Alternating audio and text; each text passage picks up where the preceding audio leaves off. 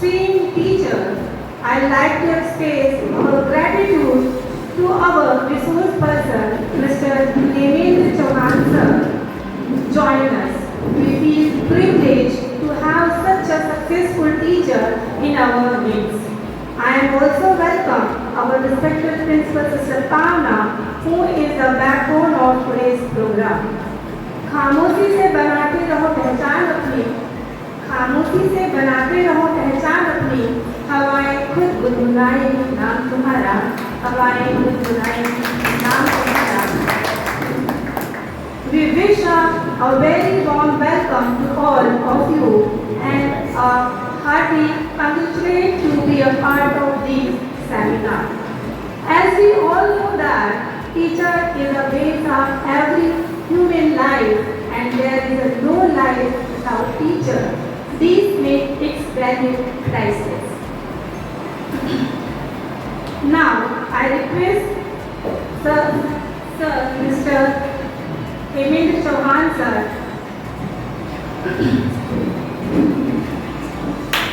kindly come forward on the stage and occupy his honorable seat. Welcome sir. Sister, please come forward on the stage and welcome our resource person, Mr. Hemendra Chauhan sir, with a bunch of flowers. Thank you, sister.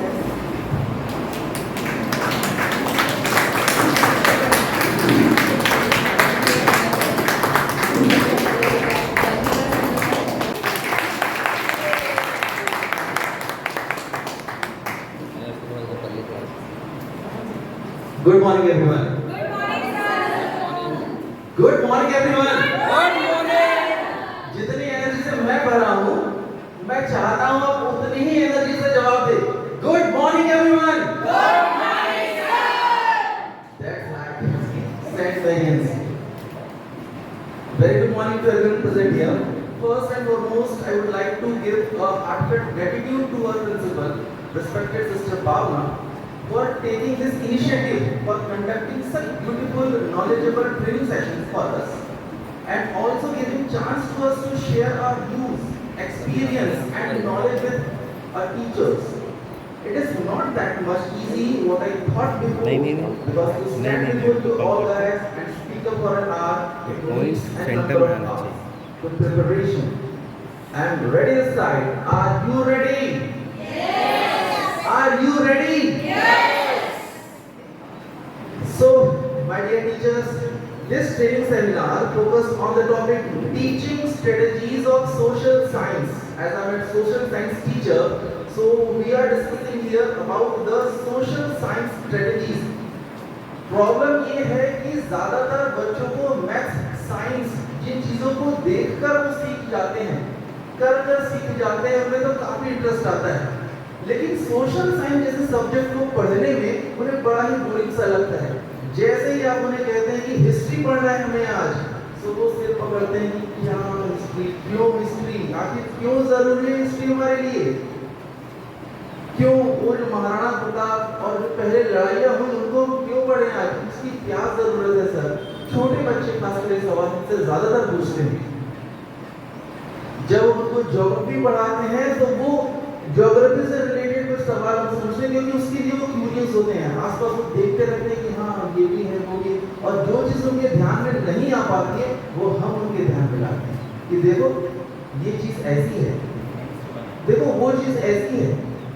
It means ये हमारी responsibility है कि हम उन्हें इस social science, social studies के सभी जो डायमेंशंस हैं उनके लिए अवेयर करें.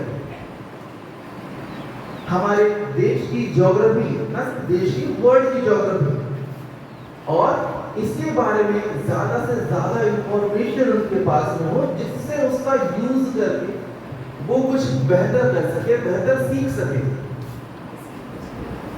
तीसरा सब्जेक्ट जो इसका मोस्ट इंपॉर्टेंट सब्जेक्ट, मेरा फेवरेट सब्जेक्ट है, क्योंकि आप में से भी कुछ सोशल साइंस टीचर्स का होगा, जो है civics, which make a student as a vigilant citizen. ये ही एक ऐसा सब्जेक्ट है जो हमारे बच्चों को एक समझदार, एक जागरूक नागरिक बनाता है देश का. क्यों? क्योंकि जब बच्चा रूल्स एंड रेगुलेशंस पढ़ता है, समझता है, तब उसे पता चलता है कि हमारे देश में रहने के लिए हमें ढेर सारे रूल्स रेगुलेशन की जरूरत है। और अगर हम उसको फॉलो नहीं करेंगे और हम ये कहकर बच भी नहीं सकते कि सर या जुडिशरी मुझे नहीं पता था ये कोई रूल है, ये कोई रूल है, ये कोई क्राइम है जो मैंने किया है जिस वजह से मुझे पनिशमेंट मिल रही है। इसीलिए ये हमारी रिस्पॉन्सिबिलिटी है कि हम उन्हें उन सारे रूल्स एंड रेगुलेशन से वाकिफ कराएं जिसके थ्रू वो सोसाइटी में एक अच्छी लाइफ जी सके, उन्हें लड़ना सिखाएं। Doctor B R. अम्बेडकर ने बहुत अच्छी एक लाइन कही थी कि शिक्षा शेरनी का दूध है, शिक्षा शेरनी का दूध है, जो भी इसे पिएगा वो दहाड़ेगा, वो दहाड़ेगा। दैट मीन्स वो डर कर नहीं रहेगा, वो हर मुश्किलों का सामना डट कर करेगा और ये दिखाएगा कि वो भी उतना ही इंपॉर्टेंट है जितने बाकी सारे लोग। ये लाइन मुझे बहुत ज्यादा पसंद है, जिससे मैं काफी इंस्पायर्ड हूं और आई होप आपने भी लाइन पहले सुनी होगी।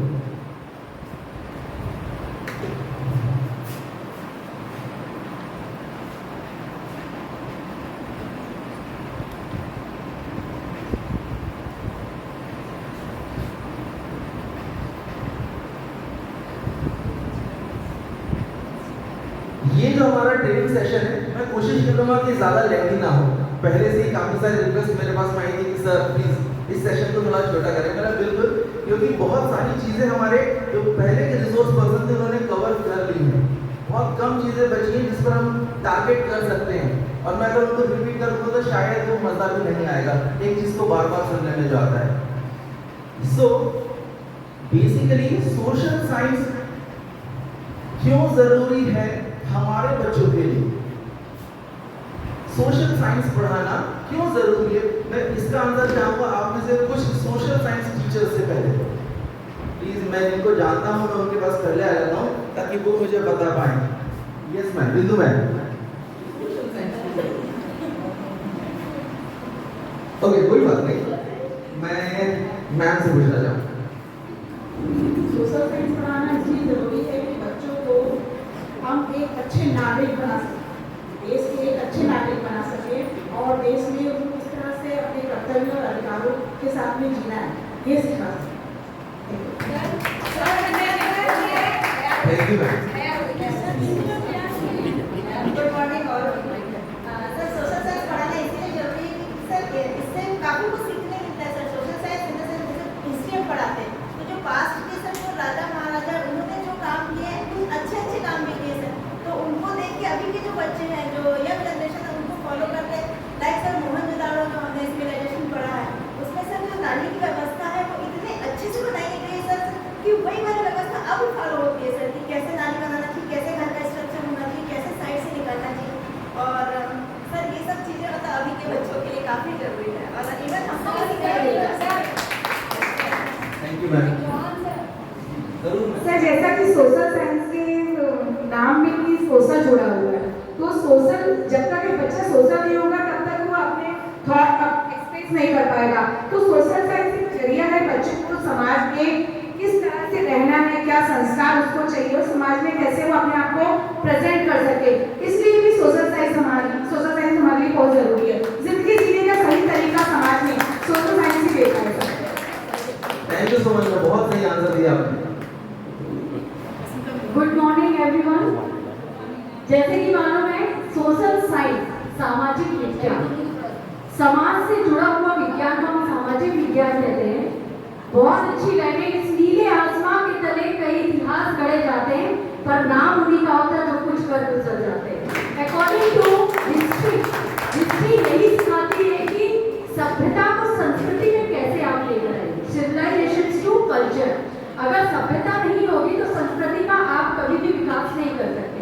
फॉर एग्जाम्पल अर्ली ह्यूमंस जो थे जिन्होंने आग का आविष्कार किया वो उनकी सभ्यता थी। उस सभ्यता को हमने माचिस में लाया, माचिस से लाइटर में लाया, ठीक है, फिर इलेक्ट्रॉनिक में चेंज किया, that is called what culture. तो एक सिविलाइजेशन जो है वो कल्चर में कन्वर्ट हो गया और ये कल्चर अगर सभ्यता नहीं होगी तो वहाँ नहीं हो सकता। दूसरा हम आते हैं सिविक्स में। सिविक्स जो है, जो सामाजिक व्यक्ति है, उसे अपना जीवन निर्वाह करने के लिए समाज में किस प्रकार के नियमों को पालन करना चाहिए, किन नियमों का पालन करके वो समाज में अपना स्थायित्व बना सकता है, अपने व्यक्तित्व का विकास कर सकता है। तीसरा है ज्योग्राफी। ज्योग्राफी दैट मीन्स जो हम पूरा वातावरण देखते हैं, जो हमारे समाज का जो वातावरण है, चाहे वो एनवायरमेंट हो हमारा, चाहे हम स्पेस को लेते, चाहे ब्रह्मांड को लेते हैं, सभी के ज्ञान को, अगर विज्ञान सुनिश्चित और क्रमबद्ध ज्ञान को ही सामाजिक विज्ञान है। धन्यवाद। बहुत ही सुंदर आंसर दिया मैम ने। इस सारी बातों का टीचर में सिर्फ एक चीज ही जोड़ना चाहूंगी। भविष्य को संवारने के लिए वर्तमान का अतीत में झांकना बहुत और बहुत जरूरी है। मैम की राइटिंग स्किल से हम कुछ दिनों से वाकिफ हो पा रहे हैं। ग्रुप में जो मैसेजेस आ रहे हैं, नो डाउट वो बहुत ही ज्यादा अच्छा, बहुत ही ज्यादा अच्छा लिखती हो। इसके बाद मैं प्राची मैम से जानना चाहूंगा।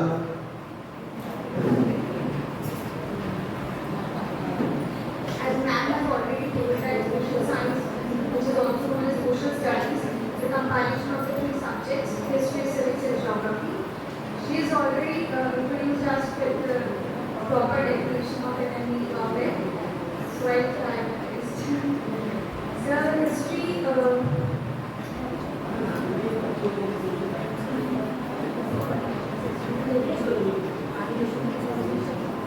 the social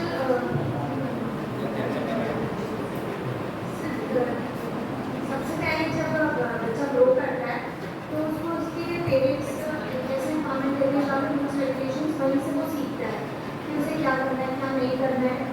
फिर बाहर जाता है, वहाँ पे उसे फ्रेंड्स मिलते हैं, फिर स्कूल आता है तो हर जगह उसको बहुत से एजुकेशन मिलते हैं। तो सोशल इवॉल्व होता है। तो I think this is the importance of social science. Thank you ma'am. चलिए, आप सभी के व्यूज जानने के बाद में मैं अपने व्यूज बता देता हूँ कि मैं क्या सोचता हूँ सोशल साइंस के बारे में। क्यों हिस्ट्री जरूरी है? हिस्ट्री इसलिए जरूरी है क्योंकि पास्ट में की गई मिस्टेक्स को आप रिपीट ना करें। जो गलतियां आपने पहले कर चुके हैं उसे आप रिपीट ना करें, इसलिए पास्ट को पढ़ना जरूरी है। अगर हम सोचे कि आज हम इंडिपेंडेंट हैं तो हम इंडिपेंडेंट पहले क्यों नहीं थे, क्या था वो रीजन जिस वजह से हम गुलाम बने, उसको जब तक नहीं पढ़ोगे आप फिर से शायद उस कंडीशन पर आ जाए जहां पर आप पहले थे। इसीलिए जरूरी है हिस्ट्री पढ़ना। इसलिए जरूरी है सीखना। पहले तो जो हमारे हर एक सब्जेक्ट का मेन मोटिव होता है सीखना, लर्निंग, हमें अपने पास्ट से सीखना ही पड़ेगा। अगर हमने वो नहीं सीखा तो फिर से वो कंडीशन आ सकती है कि हमारे साथ में सिर्फ सोशली नहीं, पर्सनली भी हम काफी सारी चीजों को सिर्फ सब्जेक्टिव मैनर में लेते नहीं, पर्सनली भी आपने जो गलतियां पहले पास में की अगर आप आज भी वही करते हैं तो आप वही रहेंगे, आपका रिजल्ट भी वैसा ही रहेगा जैसा पहले था। हम टीचर्स काफी बार नई स्ट्रेटजीज, नई टेक्निक को अपनाने में पीछे हट जाते हैं। छोड़ो ना, ट्रेडिशनल मेथड ही तो अच्छा है, क्यों हम नया कुछ करें? क्योंकि अगर आपको नया रिजल्ट चाहिए ना तो आपको नई टेक्निक अपनानी ही पड़ेगी। तो है हमारा देश, हमें हमारे देश के लिए हर एक चीज करनी चाहिए। हमें हमारे देश को सबसे पहले रखना चाहिए। और मेरी भी गलती है जो मैं एक चीज भूल गया, मेरी भी गलती है जो मैं सिर्फ एक चीज भूल गया, जो है हमारा national anthem. The national anthem reminds us that we all are one, who want it with energy, every word of it. Sing it with pride, sing it with a smile, sing it with joy, sing it with a heart full of love for your country. Please be ready for the national anthem.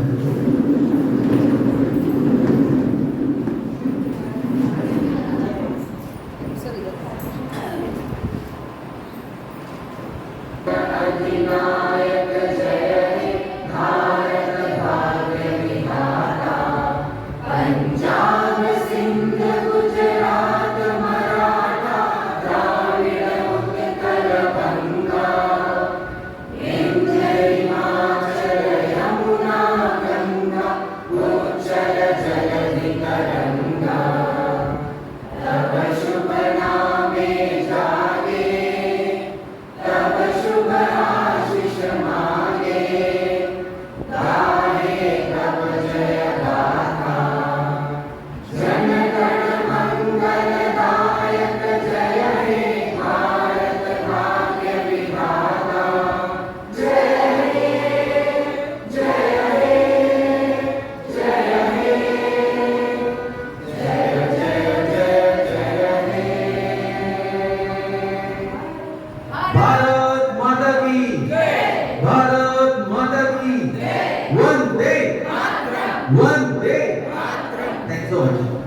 a seat.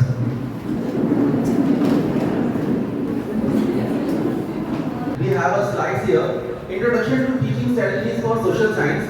I know we followed so many strategies. Maybe my strategies are not different from your what we followed in your classroom. Effective teaching in social science requires so many strategies to engage our student. सबसे पहला काम to engage our student.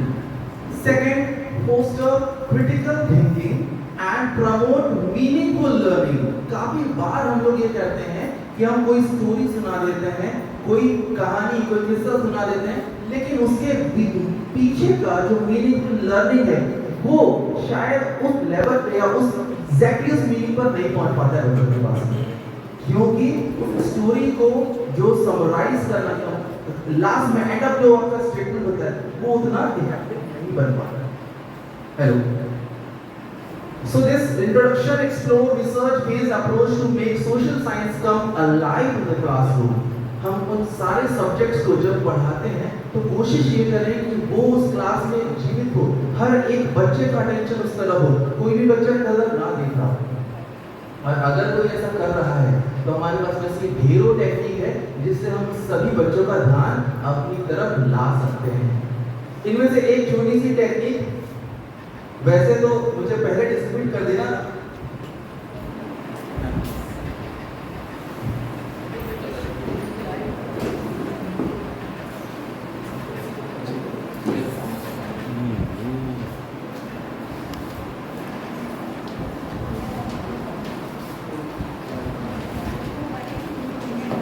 Page को आप fold कर लें, एक single fold, B से एक फोल्ड कर लें बस। ये ऐसा भी करने कोई प्रॉब्लम नहीं, और ऐसा तो करने कोई इशू नहीं। ये टेक्निक मैंने लास्ट ट्रेनिंग सेशन में सीखी। क्यों जरूरी है ट्रेनिंग सेशन? इसीलिए क्योंकि हमें कुछ नया सीखना है। मैंने भी सोचा था कि शायद ये ट्रेनिंग सेशन में फिर से वही पुरानी चीजें होंगी, ये तो साइंस की ट्रेनिंग है, मेरे लिए क्या इंपॉर्टेंट है। लेकिन मैंने जब उस ट्रेनिंग सेशन को अटेंड किया तो मैंने बहुत सारी ऐसी चीजें सीखी जो मुझे मेरी क्लासेस में अप्लाई नहीं कर सकता हूँ। और उसका एग्जाम्पल आपके हाथ में पेपर है, और काफी बार क्लासेस काफी बोरिंग हो जाती है, उसमें वो जो रस होना चाहिए वो निकल जाता है, या बच्चों का ध्यान हटने लगता है क्योंकि वो लेंथी लेक्चर्स बार-बार बातें और सब होने लगती है, तो हमें उनके मूड को शिफ्ट करना पड़ता है। कुछ ऐसी एक्टिविटी से जो उनका बॉडी मूव हो, या वो खड़े हो, बैठे हो। अगर बैठे ही हो, आप चाहते हो क्लास में डिसिप्लिन भी रहे, तो आपके हाथ में जो पेपर है उसे पकड़ के ऐसे जोर से दिखाइए ताकि आवाज यहाँ तक आए मेरे कान तक। इट्स अनदर ट्रेनिंग में जब आप क्लास में इस मूवमेंट पर आ जाए कि वहां पर बहुत बोरियत फैले, तो आप चिंपिंग जस्ट यूज इट चिंपिंग, और सारे के सारे बच्चे अपने हाथ में से पेपर को हिला रहे हैं। ये हमने ट्रेनिंग सेशन में सीखा था। और जब भी मैं इस ट्रेनिंग सेशन में जब भी आपको चिंपिंग जाऊंगा, आप इस पेज को ध्यान से संभाल के रखिएगा, आपको फिर से वही चिंपिंग करना है। So once more let's do chimping guys. Yes, very good.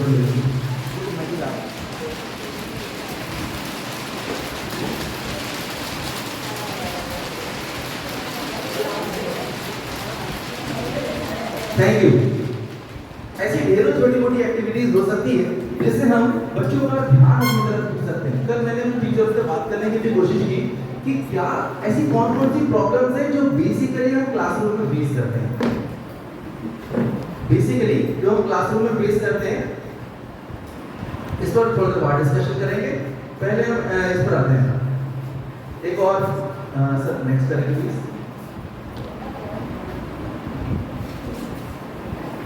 इसको नेक्स्ट कर देंगे। चलिए, ये है मेरी थर्ड स्लाइड का इमेज। आप लोगों को इस इमेज को देखकर क्या मैसेज, क्या आप इससे समझ पा रहे हैं? ये हमारी टीचिंग स्ट्रेटजी का फर्स्ट स्टेप है। बच्चों को कुछ ऐसा दिखाएं जिससे बच्चे सोचने पर मजबूर हो, ये क्या है और इससे क्या होगा। ये बच्चों की क्यूरियोसिटी को बढ़ाता है ताकि बच्चे कुछ नया सोच लेंगे। यस, जिनको कुछ ऐसा लगे कि आप कहना चाहेंगे इस इमेज के बारे में, प्लीज बोलें। इस पिक्चर में हम देख रहे हैं कि बच्चा सोचने में जरूर मजबूर है। पहले पिक्चर में जब वो किसी बड़े के साथ में मे बी हिज फादर और whoever, तो बच्चा तो स्केयर्ड नजर आ रहा है। सेकंड पिक्चर में वो सोचता नजर आ रहा है, लेकिन जब बच्चे के हाथ में वो पतंग आती है, when the child is trying to fly the kite, he is the happiest one there. So एक मैसेज जो मुझे समझ में आ रहा है कि जब बच्चा किसी काम को करता है तो जो रियल लर्निंग फन है वो बच्चे को बाई डूइंग आता है। ये मेरी समझ। अब बीइंग अ साइंस टीचर मुझे तो वहाँ पे वो पर्सन वो बेंजामिन फ्रैंकलिन दिख रहे हैं, और ऐसा लग रहा है कि बेंजामिन फ्रैंकलिन अपने बेटे को काइट के थ्रू इलेक्ट्रिक चार्ज के बारे में बताना चाह रहा है। May be. और कोई मैम कोई कहना चाहेगा? पीछे कुछ कोई आंसर मैम? कुछ भी जो आप उसको इमेज को देखकर आपके मन में जो पहला थॉट आ रहा है।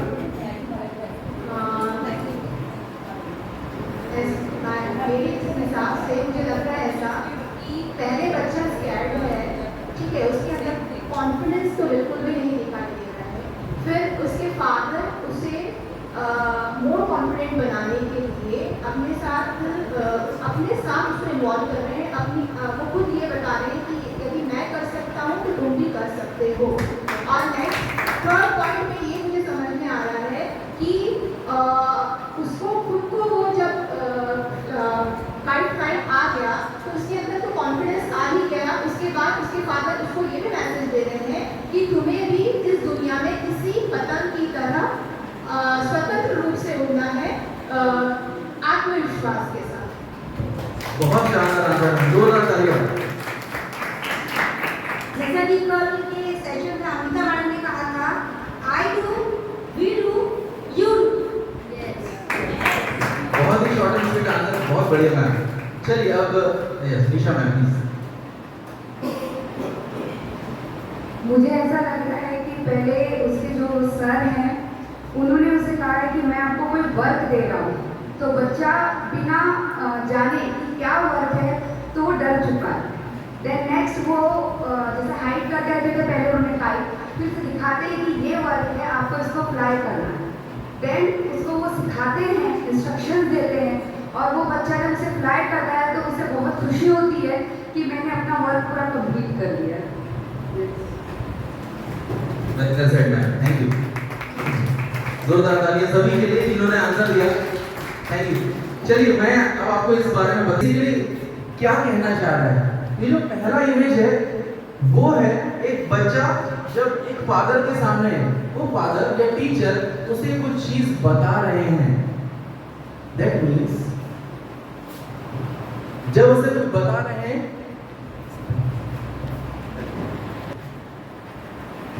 First tell me I forget. पहले जो फोटो है इसका मतलब है टेल मी आई फॉरगेट, मुझे आप बताओगे मैं भूल जाऊंगा, मैं बच्चा हूं। Tell me I forget. Teach me I remember, आप मुझे पढ़ाओगे तो मैं याद रखूंगा। Third and the most important, involve me so that I learn it. जब आप उस बच्चे को वो चीज बताएंगे, नहीं उसको उसमें इन्वॉल्व कर लेंगे, तब वो बच्चा उसे सीख जाएगा, वो फिर नहीं भूलेगा। उसके बाद वो नहीं भूलेगा। जब तक आप उसे सिर्फ बताएंगे या पढ़ाएंगे वो भूल सकता है। एक समय एक टाइम होता है जब तक वो याद रखेगा, लेकिन जब आप उसको इन्वॉल्व कर रहे हैं उस एक्टिविटी में, तब वो कभी उस चीज को नहीं भूलेगा। तो ये है इस फोटो का मैसेज। ये बेंजामिन फ्रैंकलिन का एक स्टेटमेंट है। मैम सो मैंने बहुत सही गेस किया था। फोटो में आखिरी पिक्चर में बंदा बड़ा ही खुश नजर आ रहा है। हाँ। बच्चा खुश है पर टीचर जो है वो बड़े ही नहीं वो खुश है, वो भी खुश होकर देख रहे हैं कि मेरा बच्चा सीख रहा है, सीख चुका है कि वो पतंग कैसे उड़ाते हैं। पहले उसने उसको बताया कि ये पतंग है, ये इसको ऐसे उड़ाया जाता है। बच्चा भूल गया, उसको समझ में नहीं आया। सेकंड में उसने उसको सिखाया कि देखो इस पतंग को ऐसे पकड़ते हैं, ऐसे उड़ाया जाता है। फिर वो भूल गया क्योंकि उसने सिर्फ सीखा। लेकिन थर्ड में उसने बोला कि ये लो तुम पतंग, अब तुम उड़ा कर दिखाओ। जब उसने उसको इन्वॉल्व किया तब जाके उसने फाइनली लर्निंग और सीखी। इसका मतलब ये है कि यदि कुछ सिखाना है, हाँ। not only teachers should be involved, parents also definitely कुछ भी सिखाना हो बच्चों को तो आज हम बिना पेरेंट्स के उसको नहीं सिखा सकते, क्योंकि 1 घंटे की क्लास, 45 मिनट की क्लास या एक छोटा सा सेशन उसे बहुत सारी चीज सिखाने के लिए काफी नहीं है। छोटे बच्चे हैं तो उनके पास में काफी समय आप रह सकते हैं, बट बड़े बच्चों को बहुत सारी चीजें सिखाना पॉसिबल नहीं है उस छोटे से टाइम पीरियड में। सो आपको उन्हें इन्वॉल्व करना होगा। और ये जो सेशन है ये हर अलग अलग टॉपिक के लिए आपको चूज करना है कि कौन सी स्ट्रेटेजी अपनानी है। मैं हिस्ट्री के लिए एक अलग स्ट्रेटेजी का यूज करता हूँ, ज्योग्राफी पढ़ाने के लिए एक अलग स्ट्रेटेजी का यूज करता हूँ, और सिविक्स पढ़ाने के लिए भी एक अलग स्ट्रेटेजी है। तो ये हम डिसाइड करेंगे जिससे हमारा बच्चा उसमें कंफर्टेबल हो और इजीली उस चीज को सीख सके। चलिए नेक्स्ट सर, ये उस Benjamin Franklin once said, "Tell me I forget, teach me I remember, but involve me I learn." ये स्टेटमेंट था। Please next.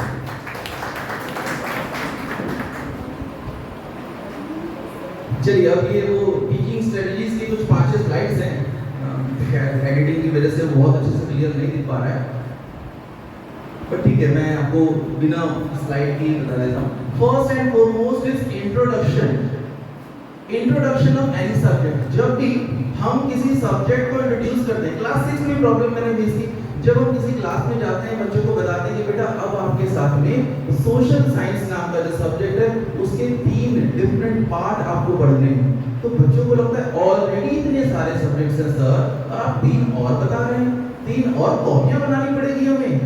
तो उन 3 सब्जेक्ट को डिफरेंशिएट करना, उनका बैकग्राउंड रेडी करना और उन्हें सिखाना समझाना कि सोशल साइंस क्या, कैसे और कितना ज्यादा जरूरी है।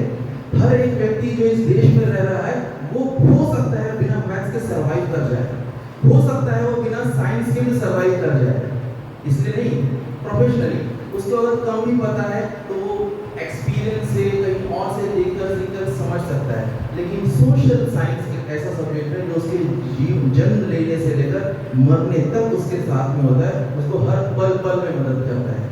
जब वो किसी परेशानी में होता है तो उसे अपने फंडामेंटल राइट्स याद आते हैं, जब वो सड़क पर निकलता है तो उसे अपने फंडामेंटल ड्यूटीज याद आती हैं। इन सारी चीजों को पढ़ाने सिखाने की जिम्मेदारी हमारी है, ताकि वो सिर्फ पढ़े नहीं हमेशा याद भी रखें। उस दिन मैम ने बहुत अच्छी बात कही थी, जिसमें मैम ने बताया कि एक बच्चा जब अपने फादर के साथ में ट्रैफिक सिग्नल के पास रुकता है और उसके फादर बाय मिस्टेक से क्रॉस कर देते हैं, जो भी रीजन का क्रॉस कर देते हैं, तो वो बच्चा देख लेता है। और जब वो बच्चा देख लेता है तो उसे प्रूव करने के लिए, उसे बताने के लिए कि बेटा ये गलती तुम कभी मत करना, वो फादर जो ट्रैफिक इंस्पेक्टर उनके पास जाते हैं, उनसे चर्चा करते हैं, उन्हें बताते हैं ये गलती हो गई मुझसे गलती। तो ये हमें भी होना चाहिए। हम उन सारी चीजों को जो हम बच्चों को सिखाना चाहते हैं पहले खुद तो सीख जाएं बेहतर तरीके से। क्योंकि बहुत पहले एक छोटी सी मैंने एक स्टोरी सुनी थी, जहाँ पर एक ऋषि होते हैं, वो काफी बच्चों को अच्छी बातें सिखाने की कोशिश हमेशा करते रहते हैं। एक बच्चा उनके पास में आता है, उसके पेरेंट्स उसके साथ में आते हैं और कहते हैं कि यार ऋषि जी प्लीज मेरे बच्चे को समझाइए, ये गुड़ बहुत खाता है। पेरेंट्स की बात सुनकर ऋषि चौंक जाते हैं, कहते हैं कि रुकिए आप 3 दिन बाद आना। आप 3 दिन बाद आना। वो पेरेंट्स भी सोचते हैं कि क्या हो गया, ऋषि ने ऐसा क्यों कहा कि 3 दिन बाद आना। जब वो 3 दिन बाद जाते हैं तब उससे बताते हैं कि गुड़ खाने से नुकसान क्या क्या है। और जब पेरेंट्स उससे पूछते हैं कि आपने उस दिन ही क्यों नहीं बताया, जब आपको पता था तब तो उस दिन भी बता सकते थे। तब उन्होंने कहा मैडम मैं खुद भी गुड़ खाने का बहुत शौकीन था 3 दिन पहले, इसीलिए मैंने आपको नहीं बताया। पहले मैंने उन 3 दिनों में खुद अपनी आदत बदली और अब मैं उस बच्चे को बता रहा हूँ कि बेटा इसको खाने से कोई नुकसान है। मेरा पॉइंट है वो सारी चीजें जो हम बच्चों में कल्टीवेट करना चाहते हैं, जो बच्चों में हम डालना चाहते हैं, वो हम खुद नहीं कर पाते। और जब आप खुद नहीं कर पाएंगे तो वो कॉन्फिडेंस, जिस कॉन्फिडेंस से आप उस बच्चे में चाहते हैं वो चीज आ जाए, तो नहीं आ पाए। कहीं ना कहीं वो कमी रह जाती है, कहीं ना कहीं वो कमी रह जाती है। So first and foremost introduction और presentation, जब भी हम किसी सब्जेक्ट को इंट्रोड्यूस करते हैं उसको इंट्रोड्यूस करने के तरीके बहुत सारे हैं। जब हम क्लास में एंटर करते हैं तो हमारे पास ऐसा कोई चीज़ हो जो बच्चों की क्यूरियोसिटी को बढ़ा दे, कोई ऐसा ऑब्जेक्ट। जैसे सोशल साइंस टीचर तो काफ़ी चीज़ें रहती है, कभी वो ग्लोब लेकर क्लास में जा रहे हैं, कभी मैप लेकर जा रहे हैं, कभी कोई टीचिंग मटेरियल है, कभी उसे लैटिट्यूड लॉन्गिट्यूड समझाने के लिए जा रहे हैं। कोई भी चीज़ जब हम समझाने के लिए जाते हैं, कुछ नया लेकर जाते हैं, तो बच्चों के अंदर एक क्यूरियोसिटी होती है कि टीचर आज सिर्फ बुक लेकर नहीं आया, आज इसके साथ में कुछ नई चीज़ लाया है। हर छोटी छोटी चीज़ को सिखाने के लिए एक बैकग्राउंड, एक बेस रेडी करना होता है, जिससे हम उस बच्चे को ज़्यादा अच्छे से सिखा सकें और सिर्फ सिखा ना सके, उसे करके दिखा भी सकें। जैसे बहुत बड़ी तो नहीं, लेकिन छोटी सी प्रॉब्लम है हम लोगों के लिए, लेकिन बच्चों के लिए बहुत बड़ी है, और वो ये है कि बच्चे को जब हम ज्योग्राफी पढ़ाते हैं तो उसे जो tropic of cancer, tropic of capricorn, latitude, longitude, ये 4 जो वर्ड्स हैं, इन्हें समझाने में थोड़ी सी कठिनाई होती है, क्योंकि हम लोगों के लिए वो बहुत कॉमन है। लैटिट्यूड लॉन्गिट्यूड, हम बोला लैटिट्यूड मतलब हॉरिजॉन्टल लाइन, लॉन्गिट्यूड मतलब वर्टिकल लाइन, लेकिन जब ये बच्चों को सिखाना हो, दोनों टर्मिनोलॉजी के लिए नहीं होती है, तो वो सीख भी नहीं पाते हैं। तो जो मैं टेक्निक इसके लिए यूज करता हूँ, मैं आपसे शेयर करना चाहूँगा कि शायद वो आपके लिए भी यूजफुल हो। सो जब मैं अपने बच्चों को बताता हूँ,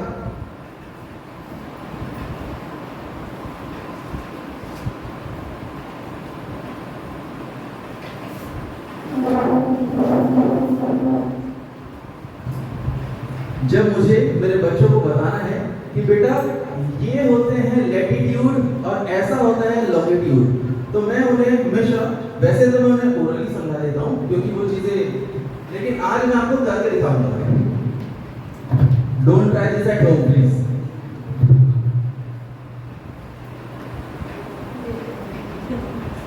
ये है आपका लैटिट्यूड। जब आप लेट जाते हैं तो आपकी जो पोजीशन होती है वो कुछ इस टाइप से होती है। तो जब हम बच्चों को बताते हैं कि लैटिट्यूड मतलब लेटना, तो बच्चा सीख जाता है कि लैटिट्यूड से हमें हॉरिजॉन्टल लाइन दिखानी है। और हम बच्चों से पूछते हैं how long you are, how long you are, that means longitude. So उससे बच्चा याद रखता है कि लॉन्गिट्यूड है। फिर जब हम बच्चों को सिखाने की कोशिश करते हैं ट्रॉपिक ऑफ कैंसर और ट्रॉपिक ऑफ कैप्रिकॉर्न, तो बच्चा कंफ्यूज रहता है कि ये नॉर्दर्न हेमिस्फीयर में है कि साउदर्न हेमिस्फीयर में है। सो हम जनरली बच्चों को बता सकते हैं कि आप कैप्री जो आप लोग नाइट में पहनते हैं वो कहाँ पहनते हैं, ऑब्वियसली हम वेस्ट पर पहनते हैं, सो वो बॉटम पोर्शन होता है। सो हम कैप्री कहाँ पहनते हैं, बॉटम साइड में। तो ट्रॉपिक ऑफ कैप्रिकॉर्न कहाँ होगा, बॉटम साइड में। मोस्टली कैंसर कहाँ होता है लोगों को, हार्ट कैंसर या फिर brain cancer, sorry blood cancer, brain cancer और अलग अलग माउथ कैंसर जो हम जनरली सुनते हैं, वो सारे के सारे कैंसर हमारे बॉडी के अपर पार्ट में होते हैं। कोई कैंसर आपको नीचे में रियरली देखने मिलेगा, सॉरी होता है, बट ज्यादातर जो बच्चों के लिए कॉमन है वो माउथ कैंसर और अपर पार्ट के लंग्स कैंसर। सो ये सारी चीजें समझाने के लिए हम उनको कह सकते हैं कि जो कैंसर जनरली होता है वो बॉडी के अपर पार्ट में होता है। सो ट्रॉपिक ऑफ कैंसर हमेशा ऊपर होगा और ट्रॉपिक ऑफ कैप्रिकॉर्न हमेशा नीचे होगा। ये एक ऐसी छोटी सी, ये मेरी टेक्निक मैंने भी कहीं सीखी जिससे मैं बच्चों को ये tropic of cancer, tropic of capricorn, latitude, longitude, ये टर्मिनोलॉजी सिखा पाता। So next slide please. Second and very important, अभी जो हम एनईपी में हमने सीखा है कि हर बच्चे में क्रिटिकल थिंकिंग को इम्प्रूव किया जाए। कैसे बच्चा क्रिटिकली सोचे, किसी सब्जेक्ट को आउट ऑफ द बॉक्स जाकर सोचे। इसके लिए हमें सिर्फ उसे व्हाट, वेयर, हाउ और व्हेन नहीं पढ़ाना है। हम पढ़ाते तो यही है कि जैसे हम बैटल ऑफ पानीपत जब हम बच्चों को पढ़ाते हैं तो हम बताते हैं कि टॉपिक क्या है, बैटल ऑफ पानीपत। ये कब किसके बीच में हुआ, सो बाबर और इब्राहिम लोदी के बीच में हुआ। कब हुआ, सो 1526 में हुआ। और कहाँ हुआ, सो हरियाणा में हुआ। इतना पढ़ाने के बाद हम आगे बढ़ जाते हैं, लेकिन क्या हमने कभी बच्चों से पूछा है कि हरियाणा में ही क्यों हुआ, पानीपत में ही क्यों हुए बैटल्स इतने सारे? अगर ये क्वेश्चन आप अपने क्लास के एंड में बोलकर छोड़कर चले जाएंगे तो नेक्स्ट डे आपको उसके ढेरों आंसर मिलेंगे जो आपने शायद पढ़े। बच्चा उसको जरूर याद रखता है, कुछ बच्चे तो जरूर याद रखेंगे और वो घर जाकर रिसर्च करेंगे कि हरियाणा में इतने सारे बैटल्स क्यों हुए। लेकिन आपको भी प्रिपेयर करना है कि ऐसा क्या था हरियाणा में पानीपत में जिस वजह से इतने बैटल्स हुए। So next slide please. Okay, to improve the thinking skill. Okay next. So ये है रीजन, हरियाणा पानीपत का जो लोकेशन है वो हमारे नॉर्दर्न इंडिया में है, जो कि ये ब्लैक थोड़ा सा आपको दिख रहा है वहां पर है। बड़ा रीजन ये है यहाँ पर कि ये बहुत बड़ा मैदान था जहाँ पर आसानी से एक लंबी सी बड़ी सी सेना आपस में बैटल कर सकती थी, इसीलिए इम्पोर्टेंट है। सेकंड, ग्रैंड ट्रंक रोड से अटैच था, उसके नजदीक था, इसलिए जब भी हमारे इंडिया पर जितने अटैक हुए नॉर्दर्न ईस्ट नॉर्थ ईस्ट से, तो जितने भी रूलर्स वहां से आए उन्होंने इसी एरिया पर लड़ाई लड़ना उचित समझा, क्योंकि अगर उन्होंने पानीपत को कंट्रोल में ले लिया, इस एरिया पर उनका कंट्रोल एस्टैब्लिश हो गया, तो यहाँ से दिल्ली को अप्रोच करना बहुत नजदीक था। दिल्ली की डिस्टेंस आई थिंक सिर्फ 80 किलोमीटर था यहाँ से, तो यहाँ से उन्हें दिल्ली को जाना, दिल्ली को अप्रोच करना बहुत इजी होता था। इसीलिए ज्यादातर जो राजा महाराजा थे वो उन्हें पानीपत में ही रोक दिया करते थे, वहीं पर उन्हें रोक कर वो बैटल हो जाती है, इसीलिए पानीपत काफी इंपॉर्टेंट है। इसके अलावा भी ढेर सारी चीजें जो आप बहुत अच्छे से करते हैं। So Panipat was the largest large plain land which was suitable as a battleground, easy for the movement of cavalry. Panipat field on the Grand Trunk Road which was built by Sher Shah Suri, and the invaders from the northwest easily used to reach the large plain land Panipat. ये है वो basic reason जो अब जाकर PSC, UPSC और जितने की competitive examinations हो रही है। कुरुक्षेत्र आपके भी पाकिस्तान में है, पाकिस्तान में चला गया वो कुरुक्षेत्र जो था, जो महाभारत में कुरुक्षेत्र जो कुरु करके अभी दिल्ली में तो इंद्रप्रस्थ था, हरियाणा में है, हरियाणा में। Okay sorry. सो इसके बाद नेक्स्ट स्लाइड प्लीज।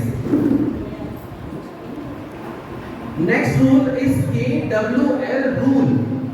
ये मोस्ट इंपॉर्टेंट है, इसीलिए कि जब भी हम कुछ नया बच्चों को सिखाने जाते हैं, कोई नया टॉपिक इंट्रोड्यूस करते हैं, तो हमें ये जानना होता है कि बच्चे को क्या पता है, उसे क्या सीखना है और वो क्या सीख चुका है।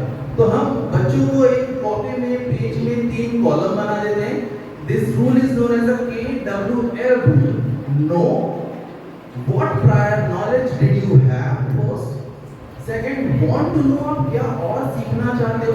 आपने कोई पैराग्राफ किसी बुक का फर्स्ट पेज आपने रीड करवा दिया, उसके बाद अपने बच्चों से कहा कि पहले तो वो चीजें नोट डाउन करिए जो आप जानते हो। नो डाउट जब भी बच्चा किसी नए चैप्टर को रीड करता है तो कुछ ना कुछ उसमें जरूर ऐसा होता है जो वो जानता है। सेकंड, want to know वो क्या सीखना चाहता है और उसमें, क्योंकि उतने सारे पैराग्राफ को पढ़ने और समझने के बाद में जरूर कुछ ना कुछ वो सीखना भी चाहेगा कि हाँ ये मुझे नहीं पता, मैं सीखना चाहूँगा। और जब वो इस टास्क को करेगा तो इसके साथ में वो ढेर सारी ऐसी चीजें भी सीखेगा जो उसको नहीं पता थी। ये टीचर की रिस्पॉन्सिबिलिटी है कि वो उसको वो सारी चीजें भी बताए जो उसके दिमाग में भी नहीं थी। सो आफ्टर ऑल ये KWL rule is very important in social science. यह सारे सब्जेक्ट में इंपॉर्टेंट हो सकता है कि जब हम एक बच्चे को पहले चेक करते हैं कि उसको क्या क्या पता है। कभी काफी बार हम लोग क्लासेस में ओरली कर लेते हैं, ओरली में डिस्कशन कर लेते हैं, फिर एक लिस्ट होती है जिसमें वांट टू नो क्या क्या जानना चाहता है सब्जेक्ट के बारे में। अगर हम सिविलाइजेशन पढ़ाते हैं तो उसमें हम देखते हैं कि क्या क्या बच्चे को पता है, क्या क्या जानना चाहता है। जब हम सिविक्स पढ़ाते हैं तो हम बच्चों से पूछते हैं कि क्या क्या राइट्स हैं आपके।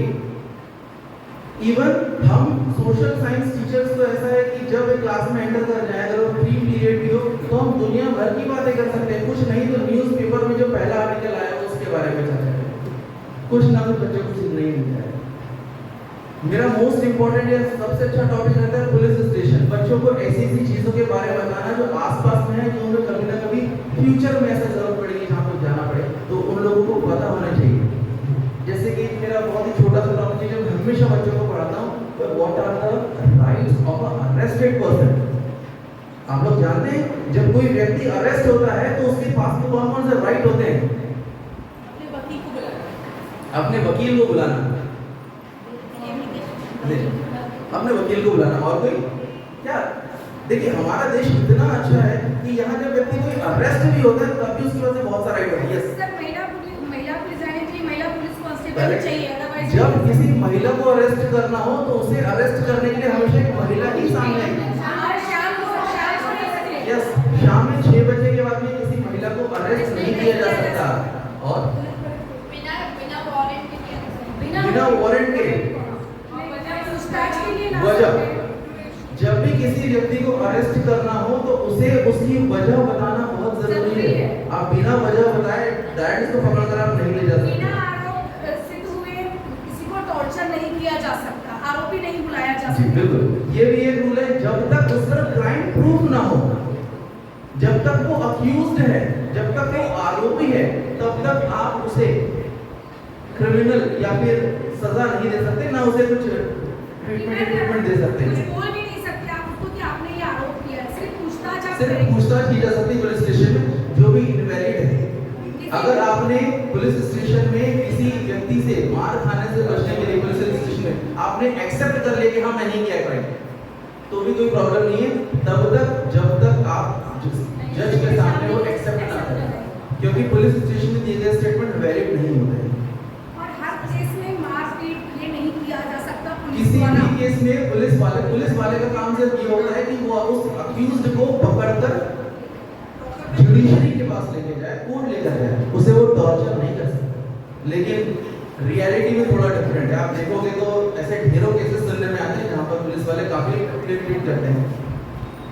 आप में से यहाँ पर काफी लोगों के पेरेंट्स रिलेटिव भी शायद पुलिस में होंगे। क्या आप लोगों के पेरेंट्स ऐसा करते हैं? प्लीज कोई है ऐसा जिसके रिलेटिव है पुलिस में? पापा? यस मैम, होता है ऐसा? एसपी है? हाँ तो वो तो हाँ यस मैम, मेरी बच्ची ने एक बार पुलिस में हाँ सब इंस्पेक्टर हैं, कुछ कहते हैं ऐसा? कभी करना पड़ता है। यस मैम, सब इंस्पेक्टर कभी ऐसा आपने सुनने आया हो कि किया है कुछ ऐसा? होता रहता है। दैट मीन्स हमें ही अपने बच्चों को अवेयर करना होगा हर चीज के लिए। सोशल साइंस के टीचर की कोई लिमिटेशंस ही नहीं है कि वो आपको कौन कौन सी बातें सिखा सकता है। लेकिन कई बार अवेयर करते करते बच्चे वो इम्प्लीमेंट हम नहीं करते। बिल्कुल। मेरे साथ हुआ है, मैंने अपनी बच्ची को डांटा हाँ कि बेटा ऐसा नहीं करना। तो जब वो 3 साल की थी तो मेरे डांटने पर उसने कभी सुना होगा कि यदि अब डांटो और पुलिस को बुला लेते हैं 100 नंबर, तो उसने 100 नंबर डायल कर दिया और मेरे डांटने पर उसने बोला पुलिस अंकल जल्दी आ जाओ, मेरी मम्मा मुझे बहुत मार रही है।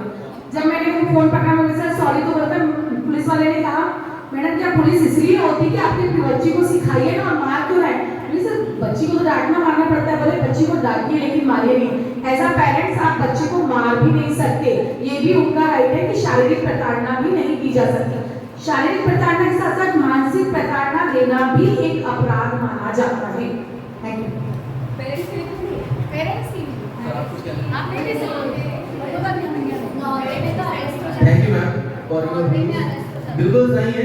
हम अगर इंडिया का एजुकेशन सिस्टम या रूल्स रेगुलेशन देखें बच्चों के लिए तो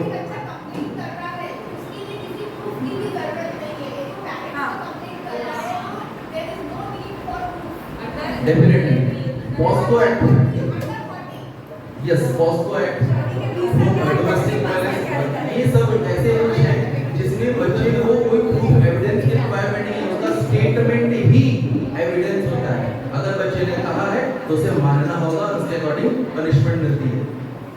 ये भी पूरी बेटी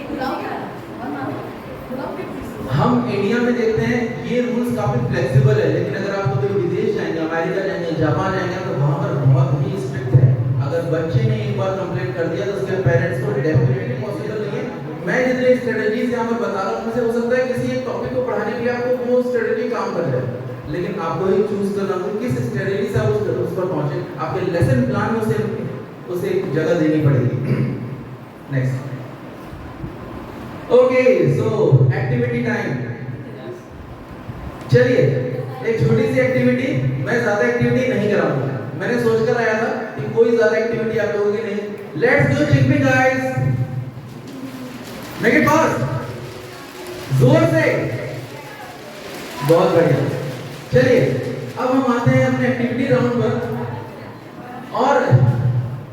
सोचा था कि बहुत कुछ कराऊंगा, ये कराऊंगा, वो कराऊंगा, लेकिन टाइम बहुत लिमिटेड है। पहले मुझे लगता था मैं 1 घंटा कैसे बोलूंगा, और जब यहाँ पर खड़ा हूँ तो अभी देखिए 8:30 बजे से शुरू हुआ था, 9:30 बजने आते हैं। 1 घंटा कैसे निकला पता ही नहीं चला। तो चलिए ज्यादा टाइम नहीं लेते हैं, एक छोटी सी एक्टिविटी है, एक छोटा सा गेम है, जिसमें हम सबको एक सर्कल में एक्चुअली चाहिए मुझे आप लोग सब। ये टेबल को थोड़ा सा रीअरेंज करने पड़ेंगे। हम सब लोग ऐसे एक यू बना लेते हैं सारी चेयर से, ताकि आप सब लोग कंफर्टेबल होकर बैठ जाएं। प्लीज थोड़ी सी हेल्प करेंगे मेल टीचर प्लीज, कि हम जो सारी चेयर्स हैं उनको एक यू शेप में अरेंज करें। कुछ टीचर्स होंगे जिनके थ्रू नहीं आप खेलेंगे ऐसे खेलने के लिए कुछ टीचर्स की रिक्वायरमेंट होगी। ये गेम शुरू होगा पहले पास में पार्सल से, फिर धीरे धीरे उसमें नेक्स्ट स्टेप मैं आपको बताऊंगा। एक बॉल यहाँ रखिए, एक बॉल यहाँ रखिए, और एक बॉल में बीच में दे देना जी। अब आपको करना ये है कि ये बॉल रोटेट होती जाएगी। ये बॉल मैं थोड़ा सा नजदीक आ जाएंगे, यहाँ पर तो बॉल पास करना इजी हो जाएगा, एक दो नीचे से बस। तो ये बॉल रोटेट होती जाएंगी, और जैसे ही बॉल रोटेट होगी, आप में से 3 टीचर्स जिनके हाथ में बॉल होगी वो लोग सामने आएंगे, और उनसे कुछ बेसिक मैंने कुछ प्रिपेयर किया हुआ है, वो उसके बाद का स्टेप होगा, मैं आपको बताऊंगा कैसे करना है। और आपको फाइनली उन 3 में से जो सबसे पहले इस चेयर पर आकर बैठेगा वो उस राउंड का विनर होगा। ये सिर्फ 2 राउंड हम लोग करवाएंगे, ज्यादा नहीं करवाएंगे। हो सकता है कि 2 या 3 विनर हमें मिल जाए, मैं उसको मैं सेट कर दूंगा। डोंट वरी सॉरी, मैं उसको सेट करूंगा। चलिए, तो इसे स्टार्ट करने के लिए मैं एक्चुअली ज्यादातर जो टफ वाला एक है ना, वो मैं उन तीनों के लिए, दोनों के लिए रखूंगा। जो फर्स्ट सेकंड आएंगे चारों से एक फाइनलाइज होगा, इसको उसका आंसर पता होगा। एक है टफ, मैंने भी रखा हुआ है। चलो नेक्स्ट, मजबूत जोड़ है, टूटेगा नहीं।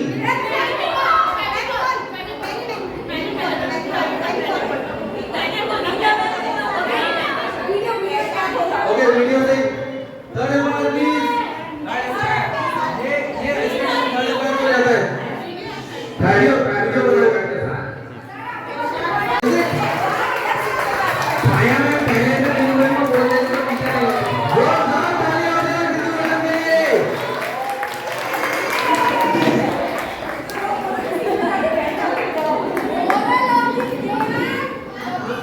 तुम्हें सोशल साइंस की लैब एस्टैब्लिश करनी, जहाँ पर उस क्लास में बच्चों को ज्योग्राफी से रिलेटेड, जहाँ पर उन्हें हिस्ट्री से रिलेटेड, जहाँ पर उन्हें सोशल साइंस से रिलेटेड अलग अलग चीज़ों का नॉलेज दिया जाए। मैथ की लैब हमने देखी, साइंस की लैब हमने देखी, लेकिन सोशल साइंस की लैब नहीं है। क्या ये सब्जेक्ट उनसे कम इम्पोर्टेंट है? बिल्कुल नहीं। जब हम इसको पढ़ने जाते हैं, पढ़ाने लगते हैं, तो हम जानते हैं कि इसकी एक लैब, इसकी एक ऐसी लोकेशन जहाँ पर सोशल से रिलेटेड सारी चीज़ें हो, ग्लोब हो, मैप हो, अलग अलग मैप हो, थेमेटिक मैप हो, अलग अलग चीज़ों के बारे में आपके चार्ट प्रिपेयर हो, उससे हम एनालिसिस कर पाए। इलेक्शन प्रोसीजर हो, जब हमने देखा स्कूल में इलेक्शन प्रोसीजर में कितने एक्टिवली इसमें पार्टिसिपेट किया, उसकी पूरी प्रोसेस हम उनको बताएं, उसके बारे में वो बताएं। छोड़ दें उनको उस लैब में, वो पढ़ते रहे, देखते रहे, सीखते रहे, और टीचर उनके साथ होगा। तो ये मेरा सपना है, कभी मैं अगर ऐसा चांस मिले तो मैं जरूर अपने स्कूल में सोशल लैब एस्टैब्लिश करना चाहूँगा। डेफिनेटली मैम, ढेर सारी ऐसी चीजें जो हम कर सकते हैं इस लैब में, बट मिलता नहीं चांस। लेकिन अगर ऐसा हो तो जरूर प्लीज मैम इस पर ध्यान दीजिएगा। Next, adapting teaching strategies for different learning style. ये मैंने ओरली इसको मैंने कवर कर लिया, टॉपिक उसको नेक्स्ट कर लेते हैं। Assessing student learning and providing feedback, ये हर एक सब्जेक्ट का सबसे इंपॉर्टेंट पार्ट था, असेसमेंट। इस पर हमने इसके पहले के सेशंस में काफी कुछ जाना है, सीखा है कि बच्चों को असेस करना, हमने जो पढ़ाया, जो सिखाया, क्या उसने समझा, क्या उसने रियल लाइफ में अप्लाई किया, क्या उसने रियल लाइफ में अप्लाई किया, क्या उसने छोटी छोटी प्रॉब्लम्स का सॉल्यूशन सर्च करने की कोशिश की।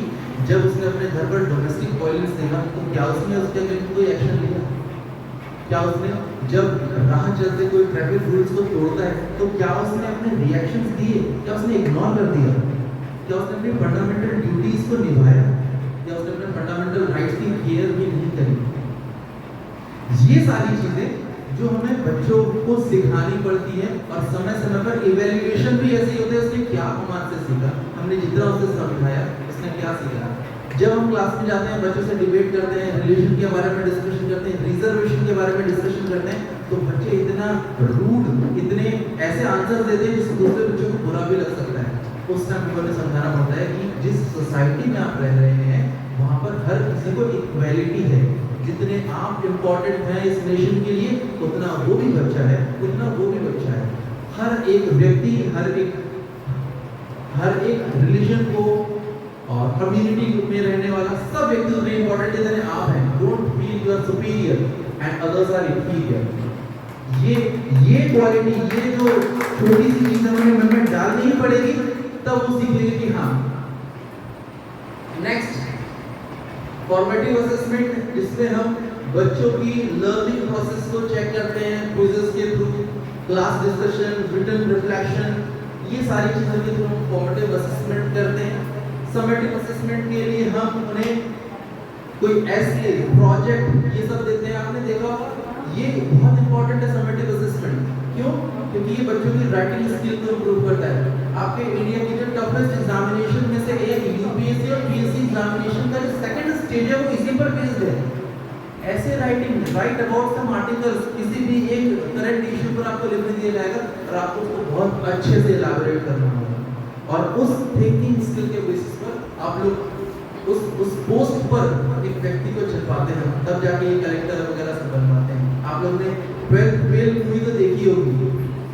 12th फेल मूवी में उसका बहुत ही अच्छे तरीके से बताया गया है कि कैसे एक बच्चा जो सीख कर उसकी जो जिद होती है, जिससे वो कुछ बड़ा बनना चाहता है, कुछ ऐसा बनना चाहता है जिससे वो सोसाइटी में चेंज ला सके, वो बनने के लिए उसकी पूरी मेहनत दिखाई गई है। जरूर बहुत अच्छी मूवी है, आप जरूर देखें।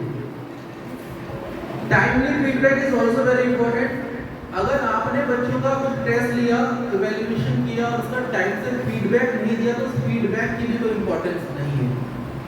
क्यों? क्योंकि बच्चा भूल चुका उसने क्या कहा था, क्या आपने सुना, उसके बारे में क्या था। 3 दिन बाद या 4 दिन बाद आप उसका फीडबैक दे रहे हैं, टाइम के बाद आप फीडबैक दे रहे हैं, तो बच्चा भूल जाता है कि उसने क्या किया, कैसे किया, वो अपने आप को इम्प्रूव करने की चीजें नहीं कर पाता है।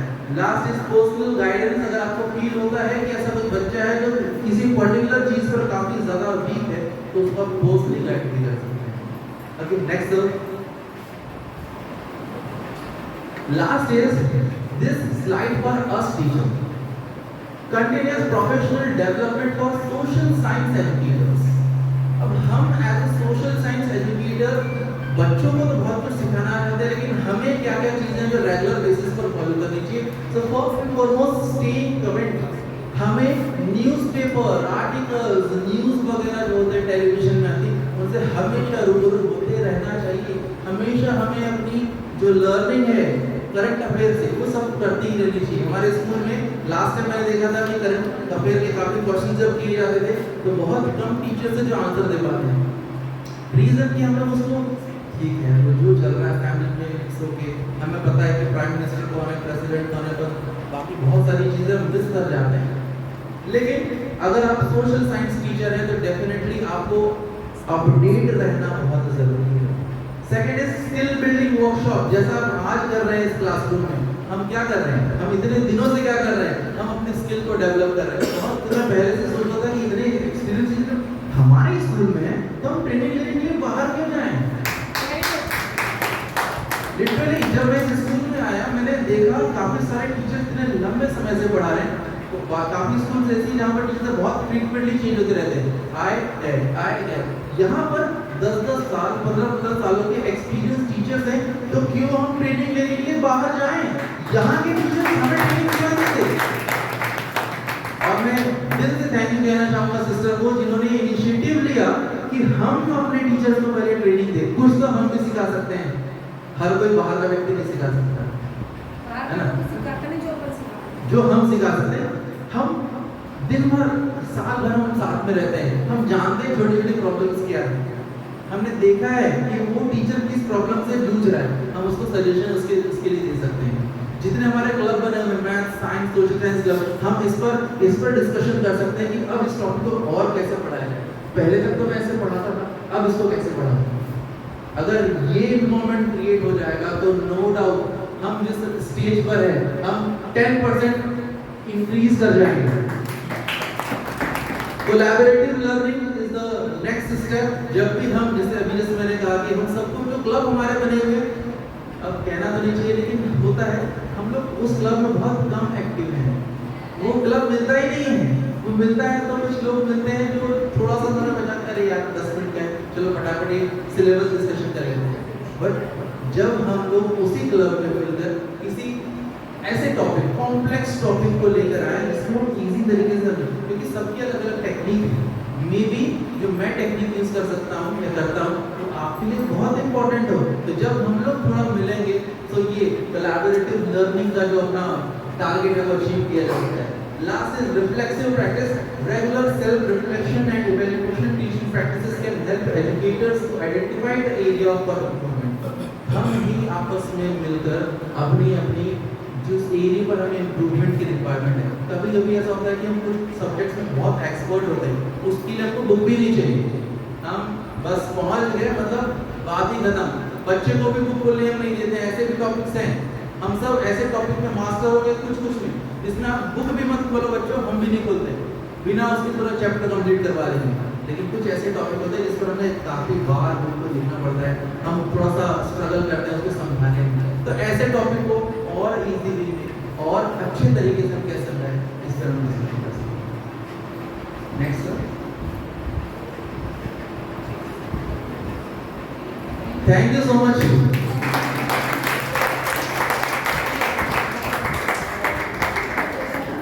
यहाँ पर ये सेशन एंड होता है। मैं इस सेशन का एंड मेरी एक छोटी सी, मैंने बहुत पहले असेंबली में भी कही थी, कुछ लाइन से करना चाहूँगा। वो मुझे बहुत ही अच्छी लगती, ना जाने क्यों। मैंने पहली बार उसे जब कहा था तो मुझे उस टाइम भी बहुत अच्छी लगी थी, और जब से मैंने उसे कहा है तब से मुझे वो याद सी हो गई है। लेकिन अभी फिलहाल देखिए कि गड़बड़ी नहीं करना चाहिए। सो वो मेरी जो छोटी सी 4 या 8 पंक्तियां हैं वो कुछ ऐसी है। श्री कृष्ण ने साफ कहा है कि कर्म ही तेरा कल होगा। श्री कृष्ण ने साफ कहा है कि सिर्फ कर्म ही तेरा कल होगा। हर एक मुश्किल का हल होगा, हर एक मुश्किल का हल होगा। सोना जितना तपता है उतनी ही, लोहा जितना तपता है उतनी ही ताकत भरता है। सोने पर जितनी आग लगे वो उतना प्रखर निखरता है। लोहा जितना तपता है उतनी ही ताकत भरता है। सोने पर जितनी आग लगे वो उतना प्रखर निखरता है। हीरे पर जितनी धार लगे वो उतना तेज चमकता है। सूरज जैसा जलना है तो, सूरज जैसा बनना है तो सूरज जितना जलना सीखो। सूरज जैसा बनना है तो सूरज जैसा जलना सीखो। नदियों सा आदर पाना है तो पर्वत छोड़ निकलना सीखो। हम आदम के बेटे हैं, हम क्यों सोचे राह कठिन होगी। हम आदम के बेटे हैं, क्यों सोचे राह कठिन होगी। हर एक मुश्किल का हल होगा, हर एक मुश्किल का हल होगा।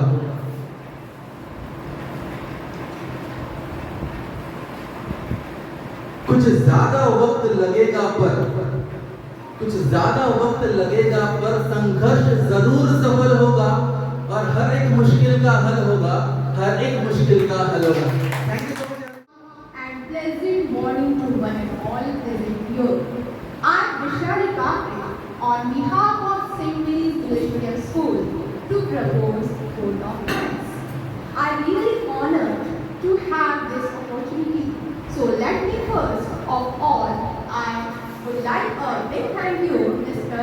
Hitesh Chauhan sir, our resource person for today's session. Your appearance was good and way of the presentation on the topic of teaching strategies of social science made us more knowledgeable and enjoyable also. Thank you for giving us precious time in your busy schedule. It really means a lot to us. Today we have got a lot of information which will truly help us in our teaching and our daily life. You have deep insight into the topic and revealed some interesting facts.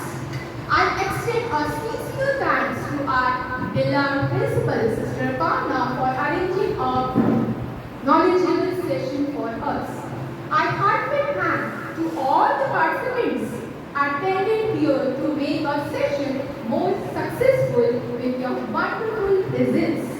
And at the end of the event, how can I forget to give thanks our media in charge, Mr. Ankit Sir and team, who made this event more successful by clicking our photos and videos to make it memorable. I conclude my words by thanking each and every one of you again and again. And thanks for making this